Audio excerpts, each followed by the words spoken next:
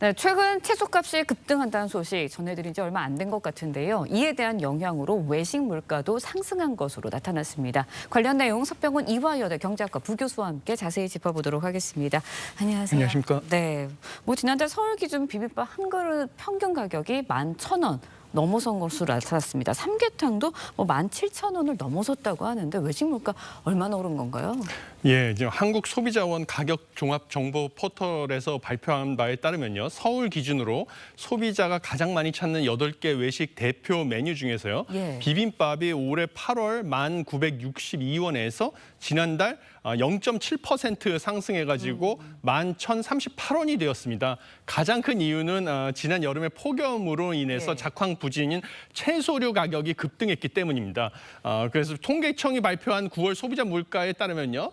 배추, 무, 상추 같이 비빔밥의 원료로 사용되는 채소류 가격이 최소 30% 이상 전년 대비 큰 폭으로 가격이 상승을 했습니다. 이것뿐만 아니라 앵커님께서 지적하신 예. 것처럼 삼계탕 가격도 전월 대비 1.4% 상승했고요. 사실 주요 외식 품목, 8개 외식 품목 중에서 김밥을 0.7% 하락한 거를 말고는 나머지 품목 같은 경우는 네. 가격은 여전히 높은 수준으로 유지되고 있는 상황입니다. 네, 그렇다면 이게 결국은 채소값이 올라서 이렇게 외식 물가에 반영이 됐다. 이렇게 생각을 할 수밖에 없을 것 같은데 금배추라는 말이 나올 만큼 배추 가격도 올랐습니다.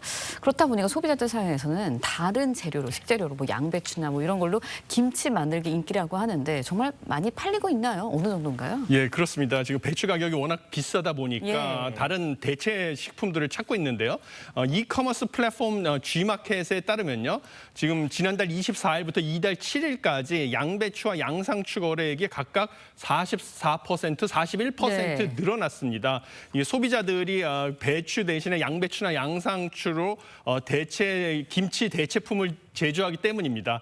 그다음에 양파, 케일, 오이, 파프리카 같은 경우도 20% 이상 판매량이 늘어났는데요. 이것은 양파절임, 오이 소박이 등 밑반찬, 김치를 대체할 수 있는 밑반찬을 만들기 위해서로 보입니다. 뿐만 아니라 포장김치도요.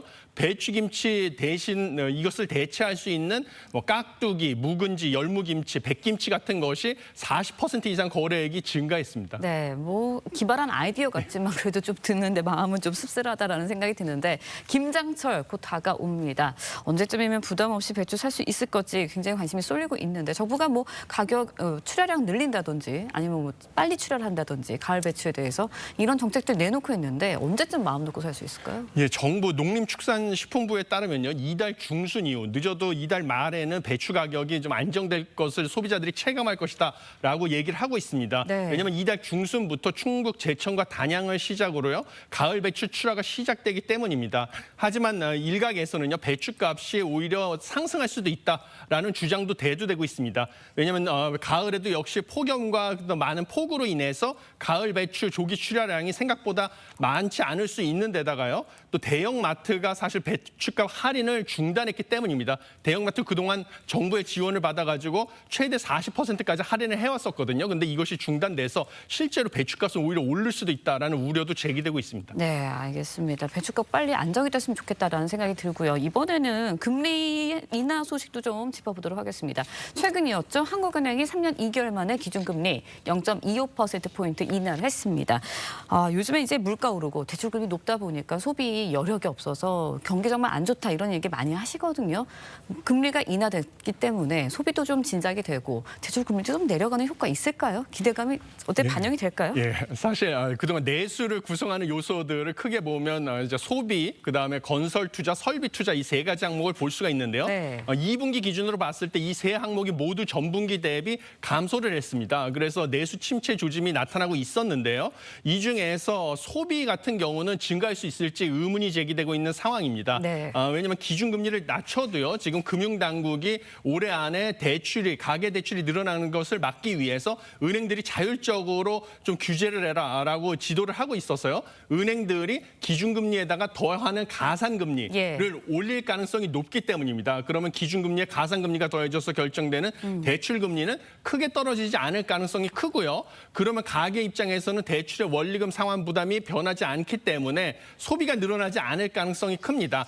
반면에 기업 대출에서는 가상금리를 늘릴 이유가 없어가지고 기업 대출 금리는 좀 소폭 낮아져서 설비 투자와 건설 투자는 회복될 가능성이 있다 이렇게 보고 있습니다. 네, 부동산 시장도 짚어볼게요. 금리 인하로 이제 부동산 시장 거래 활발해질 거다 이런 이야기도 있고요. 그러면서 뭐 집값도 또 오르는 거 아니냐 이런 우려도 나오고 있는데 어떻게 전망하세요? 저는 올해 말까지는 당장 부동산 가격이나 부동산 거래량이 올라가기는 쉽지 않다 이렇게 보고 있습니다. 예. 왜냐하면 올해 명목 GDP 성장률, 경상 성장률이라고 하죠. 이거보다 가계대출 증가율을 낮추겠다라는 금융당국의 의지가 확고해가지고요. 네. 올해 남은 기간 동안에는 민간 금융회사들이 가계대출이 늘어나지 않게 자율적으로 규제를 하라라고 유도를 하고 있습니다. 그래서 지금 아무리 기준금리가 내려가도요.